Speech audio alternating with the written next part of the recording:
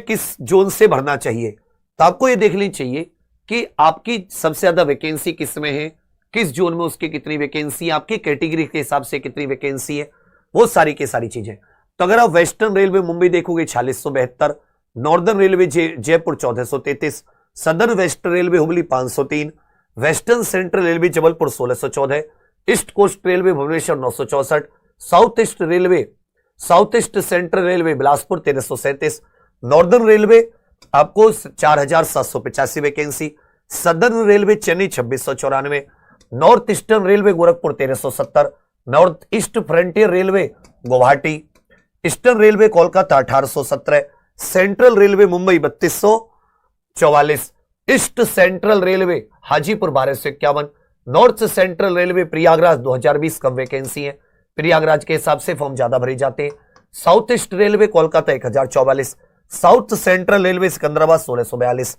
तो ये तो हो जाते भैया कि आपके किस उसमें ये टोटल वैकेंसी कितनी है। अब ये एक और देख लो कि भाई पिछली बार कट ऑफ कितनी रही थी। जैसे यदि आप प्रयागराज इलाहाबाद की देखोगे तो जनरल के 98, एससी की 93, एसटी की 83, ओबीसी की 96, ईडब्ल्यूएस की 91। अजमेर की देखोगे तो वही 97, एससी 91, एसटी 91, ओबीसी 95, ईडब्ल्यूएस 88।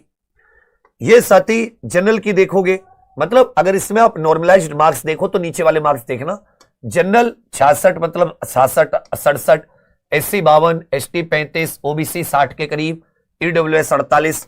वही आप अजमेर में देखो 68, 54, 54, 61, 48। अहमदाबाद में देखो 62, जनरल की, एससी की 50, एसटी 49, ओबीसी 58, ईडब्ल्यूएस 51। तो इनमें जो जैसे प्रयागराज, इलाहाबाद, अजमेर बोर्ड है, इनमें 60-70 के आसपास की चीजें हैं।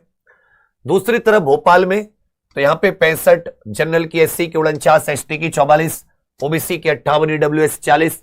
Bhubaneswar general 66, SC 49, ST 44, OBC 58, EWS 48। Bangalore general 66, SC 52, ST 48, OBC 60, EWS 50। Chandigarh general 70, SC 60, ST 50, OBC 64, EWS 57। Chennai general की 60, एससी 49, एसटी 43, ओबीसी 55। तो चेन्नई की कट ऑफ थोड़ी सी कम जाती है। गुवाहाटी की general 60, SC 47, ST 36, OBC 50, EWS Guwahati की भी कम जाती है। कोलकाता वही 70, 58, खूब ज्यादा जाती है। मुंबई की general 64, SC 51, ST 44, OBC 58, EWS 40। Mumbai में वैकेंसी भी सही है, मुंबई की भी कट ऑफ उतनी नहीं जाती। पटना वही 66, 61, रांची वही 70। तो आप एक चीज देख रहे हो कि वैकेंसी के हिसाब से देखें तो आपको जैसे वेस्टर्न रेलवे मुंबई वैकेंसी भी अच्छी है, कट ऑफ भी कम जाती है। वहीं आप इसकी देखोगे, अगर आप इस वाले की देखोगे, क्या नाम है, नॉर्दर्न रेलवे नई दिल्ली, इसको भी आप चूज कर सकते हो, अच्छी वैकेंसी है। ये चेन्नई वाली में भी कट ऑफ आपकी कम जाएगी, इसे भी। पर आपको साउथ में काम करना पड़ेगा, दक्षिण भारत में। तो आप ये भी देख लें कि आप जिस भी जोन से भरें क्या वहां पर काम कर पाएंगे। यदि आपको देखो ये ऐसा हो कि भाई मुझे नौकरी चाहिए, मैं कहीं भी भारत में काम कर लूंगा, तो बच्चा आजकल तो अपनी फैमिली हो जाएगी, शादीशुदी हो जाएगी, आपकी कोई इतनी टेंशन आएगी नहीं, अच्छा रहन सहन, अच्छी सैलरी हो जाएगी, क्योंकि 8वां वेतन आयोग है, तो 50-55 हजार रुपए आपके हाथ में आएंगे, तो बहुत कुछ कर सकते हो अब भारत में कहीं भी।